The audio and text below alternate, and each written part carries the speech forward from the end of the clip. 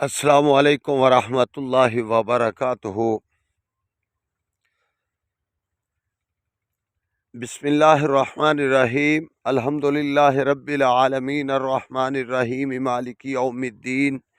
इय्याका नअबुदु व इय्याका नस्तईन। इहदिनस सिरातल मुस्तकीम सिरातल लज़ीना अनअमता अलैहिम गैरिल मग़ज़ूबि अलैहिम वलज़्ज़ाल्लीन। आमीन। सदक़ल्लाहुल अज़ीम।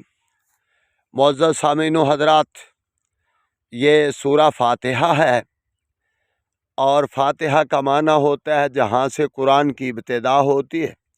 इस सूरत का नाम सूरा सलात भी है। अगर नमाज में इसको पढ़ लिया जाए तो नमाज मुकम्मल हो जाती है और इसको सूरा शाफिया भी कहते हैं।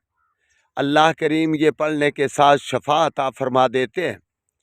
तो जो बात मैं करने चला हूँ, नबी अलैहिस्सलाम ने फरमाया ला सलात लिमन लम यक़रा इल्ला बिफ़ातिहतिल किताब। उस मर्द औरत की नमाज नहीं है जो सूरा फ़ातिहा नहीं पढ़ता। तो इमाम बुखारी रहमहुल्लाह अलैह ने बाब बांधा है, इमाम हो, मुक्तदी हो, मुकीम हो, मुसाफिर हो, अकेला हो, जमात के साथ हो, तो उस बंदे की नमाज नहीं जो सूरा फ़ातिहा नहीं पढ़ता। तो इसलिए हर रकत में ये सूरा फ़ातिहा पढ़नी ज़रूरी है। इमाम के पीछे भी हूँ तो इसको ज़रूर पढ़ना चाहिए। अल्लाह मुझे और आप सबको आमल बनाए।